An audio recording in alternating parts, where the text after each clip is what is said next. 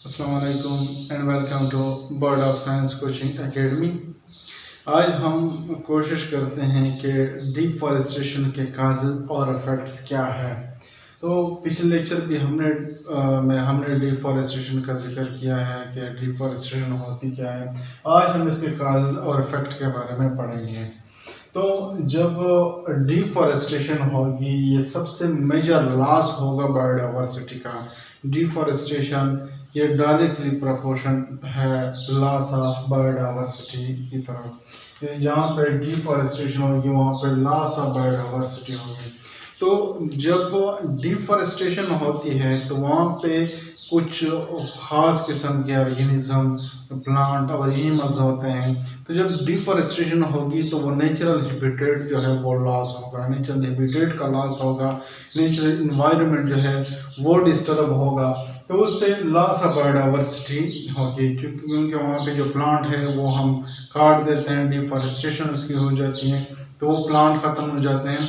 और इसके अलावा जो एनिमल्स हैं वो एनिमल्स जो कि ख़ास इन्वायरमेंट चाहिए जो कि फॉरेस्ट में उसको प्रोवाइड है, जब फॉरेस्ट ही नहीं होगा तो वहाँ पे वो जो ऑर्गेनिज्म है वो एनिमल है वो वहाँ पे नहीं रह सकते। तो वो ऑर्गेनिज्म जो है एक जगह से दूसरी जगह चले जाते हैं, या वो जो स्पीशी है वहाँ पे जो एनिमल स्पीशी हैं कुछ थ्रेटेंड स्टेटस में चले जाते हैं, कुछ एंडेंजर्ड में और कुछ एक्सटिंक्ट हो जाते हैं जो कि डिफॉरेस्टेशन की वजह से हैं। उसके बाद जो है जो फॉरेस्ट है वाइटल रिसोर्स है, जैसे हम बहुत सारी चीज़ें हमारी नीड्स इससे पूरी होती हैं। तो सबसे पहले natural factory for oxygen production. Natural factory for oxygen production हम सबको पता है कि प्लांट जो है वो फोटोसिंथेसिस के ज़रिए oxygen as a by product हमें प्रोवाइड करता है। जब फोटोसिंथेसिस का अमल होता है तो हमें oxygen as a by product plant की तरफ से हमें मिलता है। इसके बाद है हैबिटेट टू वाइल्ड लाइफ। जैसे कि हमने पहले भी जिक्र किया कि फॉरेस्ट जो है ये नेचुरल हैबिटेट है बहुत सारे प्लांट और एनिमल्स के लिए। मुख्तलिफ जानदार रहते हैं फॉरेस्ट में, तो ये नेचुरल हैबिटेट है फॉर वाइल्ड लाइफ। उसके बाद है source of fuel and timber. हम फॉरेस्ट से फ्यूल भी हासिल करते हैं, जो मुख्तलिफ लकड़ी है हम उसे इस्तेमाल करते हैं एज ए फ्यूल, और टिम्बर जो है हम वो भी हासिल करते हैं। टिम्बर जो है जो इमारती लकड़ी है उसको हम टिम्बर कहते हैं, तो वही हम इसे हासिल करते हैं। Provide recreation to man. मुख्तलिफ जो खूबसूरत फ्लावर्स हैं या मुख्तलिफ जो पौधे हैं जो रिक्रिएशनल पर्पजेस के लिए इस्तेमाल होते हैं। तो कंट्रोल ऑफ फ्लड जो है जब ओवरफ्लो होती है नॉर्मल लैंड पे, वाटर ओवरफ्लो होती है नॉर्मल लैंड पे, उसको हम फ्लड कहते हैं। तो फ्लड भी कंट्रोल करते हैं फॉरेस्ट जो है, ये फ्लड भी कंट्रोल करने के काम आते हैं। Prevent desert formation. अगर फॉरेस्ट होगा तो डेजर्ट फॉर्मेशन नहीं होगी। हम फॉरेस्ट को रिमूव करेंगे, डिफॉरेस्टेशन करेंगे, फॉरेस्ट हम कट करेंगे तो वहाँ पे डेजर्टिफिकेशन होगी। जब तक फॉरेस्ट होगा डेजर्ट फॉर्मेशन नहीं होगी। उसके बाद है keep the air clean. Forest जो है जो एयर है हमारे आसपास का जो इन्वायरमेंट है, जो एटमॉस्फेयर है वो क्लीन करता है। जो हम फोटोसिंथेसिस जब पढ़ते हैं तो उसमें हम ये पढ़ते हैं कि कार्बन डाइऑक्साइड प्लांट जज़ब करते हैं, वो लेते हैं, और जिससे इन्वायरमेंट जो है वो क्लीन होता है।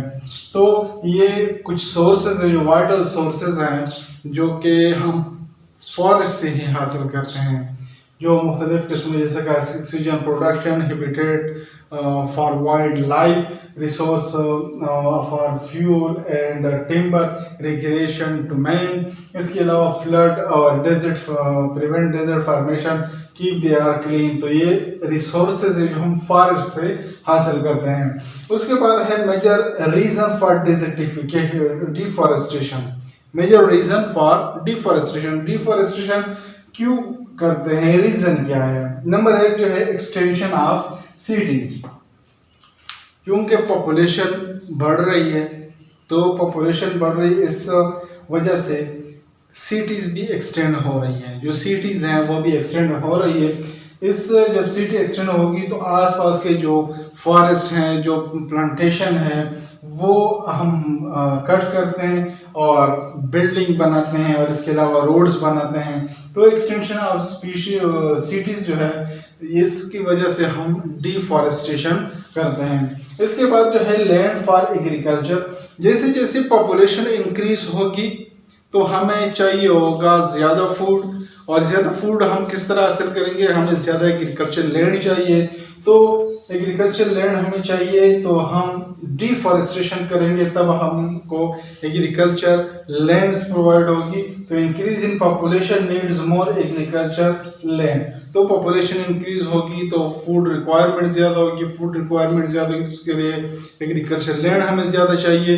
तो ये भी एक वजह है डिफॉरेस्टेशन का। नेक्स्ट हमारे पास वुड यूटिलाइजेशन, जो लकड़ी का इस्तेमाल है, हम लकड़ी को एज ए टिम्बर भी इस्तेमाल करते हैं, मुख्तलिफ जो इमारती लकड़ी है वो हम वुड जो इस्तेमाल करते हैं, और एज ए फ्यूल भी हम इस्तेमाल करते हैं। मुख्तलिफ जो प्लांट्स है वो हम इस्तेमाल करते हैं, उसको हम कट करते हैं, तो इसकी वजह से भी डिफॉरेस्टेशन हो रही है। इसके बाद जो है टिम्बर माफिया जो है ये इजी कैश के लिए प्लांट को या डिफॉरेस्टेशन करते हैं, जो टिम्बर माफिया है। तो मेजर रीजन फॉर डिफॉरेस्टेशन जो है सिटीज एक्सटेंशन होगी तो डिफॉरेस्टेशन होगी, एग्रीकल्चर लैंड चाहिए उसके लिए तो हम डिफॉरेस्टेशन करेंगे, वुड यूटिलाइजेशन जो है वो भी हम डिफॉरेस्टेशन कहते हैं, और टिम्बर माफिया तो वैसे भी इन्वॉल्व है डिफॉरेस्टेशन में। नेक्स्ट है हमारे पास इफेक्ट ऑफ डिफॉरेस्टेशन। इफेक्ट ये क्या होंगे, डिफॉरेस्टेशन के रीजन हमने पढ़ लिए, अब इसके इफेक्ट क्या होंगे कि डिफॉरेस्टेशन तो हो गई, अब इसके असरात क्या होंगे। तो सबसे पहले सॉइल एरोजन इफेक्ट की अगर हम बात करें तो सॉइल एरोजन जब टॉप सॉइल है वो रिमूव या रिप्लेस हो जाए, जो टॉप सॉइल है क्योंकि टॉप लेयर ऑफ सॉइल उसको हम टॉप सॉइल भी कहते हैं, वो रिमूव हो जाए फ्रॉम इट्स ओरिजिनल लोकेशन, तो हम इसको कहते हैं सॉइल एरोजन। जो कि ये न्यूट्रिएंट रिच लेयर होती है वो रिमूव हो जाती है, सॉइल की फर्टिलिटी है वो ख़त्म हो जाती है सॉइल एरोजन की वजह से। तो सॉइल एरोजन क्यों होगी, जब फॉरेस्ट होगा, जो प्लांट के रूट्स हैं वो जो ज़मीन में जकड़े होते हैं तो वो सॉइल को भी अपने पानी के बहाव के साथ नहीं लेके जाने देती। तो जब डिफॉरेस्टेशन होगी तो वाटर अपने साथ जो टॉप लेयर है या हवा जो टॉप लेयर है सॉइल का वो अपने साथ ले जाती है, रिप्लेस या रिमूव कर देती है, इससे सॉइल एरोजन होगी। सॉइल एरोजन होगी तो फर्टिलिटी डिस्टर्ब होगी किसी भी सॉइल की। नेक्स्ट हमारे पास habitat loss for wild life, deforestation होगी तो नेचुरल हैबिटेट जो है वो डिस्टर्ब होगा, नेचुरल हैबिटेट जो है वो डिस्टर्ब होगा, नेचुरल एनवायरनमेंट डिस्टर्ब होगा, जो प्लांट है और एनिमल स्पीशी है तो हैबिटेट लॉस की वजह से उसका स्टेटस कुछ का थ्रेटेंड, कुछ का एंडेंजर्ड और कुछ जो है एक्सटेंशन की तरफ जाएंगे। तो हैबिटेट जो है जो नेचुरल हैबिटेट प्रोवाइड करता है वो फॉरेस्ट है, जब डिफॉरेस्टेशन होगी जो natural habitat for wild life है वो डिस्टर्ब होगा। नेक्स्ट है स्पीशी एक्सटेंशन, जो पहले भी हमने जिक्र किया कि हैबिटेट लॉस होगा तो स्पीशी का जो स्टेटस है वो चेंज हो जाता है, जिसमें से सम जो स्पीशी है वो एक्सटेंड हो जाता है जो कि नो लॉन्गर एग्जिस्ट। नेक्स्ट हमारे पास फ्लड जो है the overflow of water on to the normal dry land को हम फ्लड कहते हैं। तो जब डिफॉरेस्टेशन हम करेंगे तो इसकी एक इफेक्ट जो है ये फ्लड की शक्ल में आपको देखने को मिलेगा, फ्लड आएंगे जब डिफॉरेस्टेशन हम करेंगे। नेक्स्ट जो है क्लाइमेटिक चेंज। क्लाइमेटिक चेंज ये है कि चेंज इन टेम्परेचर में चेंज आएगा, प्रिसिपिटेशन पैटर्न में चेंज आएगा, और इसके अलावा जो विंड पैटर्न है और अदर मुख्तलिफ फैक्टर जो है उसमें चेंज आएगा। तो इसको हम कहते हैं क्लाइमेटिक चेंज। क्लाइमेटिक चेंज जो है जब पौधे कार्बन डाइऑक्साइड जब अब्जॉर्ब करते हैं तो जो ग्रीन हाउस गैसेस हैं वो नहीं बनते, लेकिन जब हम डिफॉरेस्टेशन करेंगे तो कार्बन डाइऑक्साइड की मकदार ज़्यादा होगी और क्लाइमेटिक चेंज आएगा, जो कि टेम्परेचर की शक्ल में हमको देखने मिलेगा। जो नॉर्मल टेम्परेचर है उसमें चेंज आएगा। प्रेसिपिटेशन के जो पैटर्न है, कभी बारिश जहाँ पे बारिश पहले नहीं होती थी वहाँ पे ज़्यादा बारिश होगी, जहाँ पे बारिश हो रही थी वहाँ पे बारिश कम होगी। इसके अलावा जो विंड पैटर्न है, कभी तेज़ आंधी आएगी, इस किस्म के मुख्तलिफ किस्म के जो चेंजेस आएंगे वो हमें देखने को मिलेंगे जब डिफॉरेस्टेशन हम करेंगे। नेक्स्ट है हमारे पास डिजर्टिफिकेशन। पहले भी हमने पढ़ा कि अगर हम फॉरेस्ट की अगर हम बात करें तो ये प्रिवेंट करता है डेजर्ट फॉर्मेशन को, लेकिन अगर हम डिफॉरेस्टेशन करेंगे तो डिजर्टिफिकेशन होगी। डिजर्टिफिकेशन जो है ये fertile land gradually become arid and desert like. Fertile land है वो ग्रेजुअली एरिड और डेजर्ट लाइक बनेगी, जो कि हम कहते हैं रेगिस्तान की तरह। तो डिजर्टिफिकेशन भी होगी और ये भी एक इफेक्ट है डिफॉरेस्टेशन का।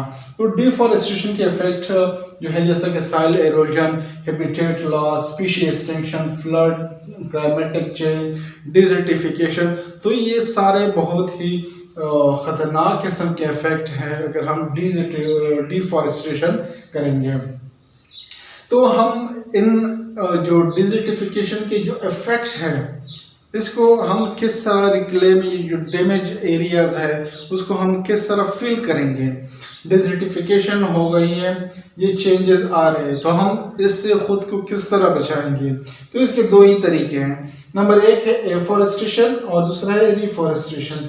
एफॉरेस्टेशन कहते हैं कि हम न्यू फॉरेस्ट की क्रिएशन करें, पौधे लगाएं और न्यू फॉरेस्ट बनाएं, इसको हम कहते हैं एफॉरेस्टेशन। और रिफॉरेस्टेशन जो है जो पहले से डैमेज फॉरेस्ट है हम उसको रिन्यू करें, वहाँ फिर से प्लांटेशन करें, उसको फिर से रिन्यू करें, तो हम ओवरकम कर सकते हैं जो इफेक्ट है डिफॉरेस्टेशन के, जो कि soil halogen, habitat loss, species extinction, इसके अलावा क्लाइमेटिक चेंज, डिजर्टिफिकेशन और फ्लड की शक्ल में हमें देखने को मिलते हैं।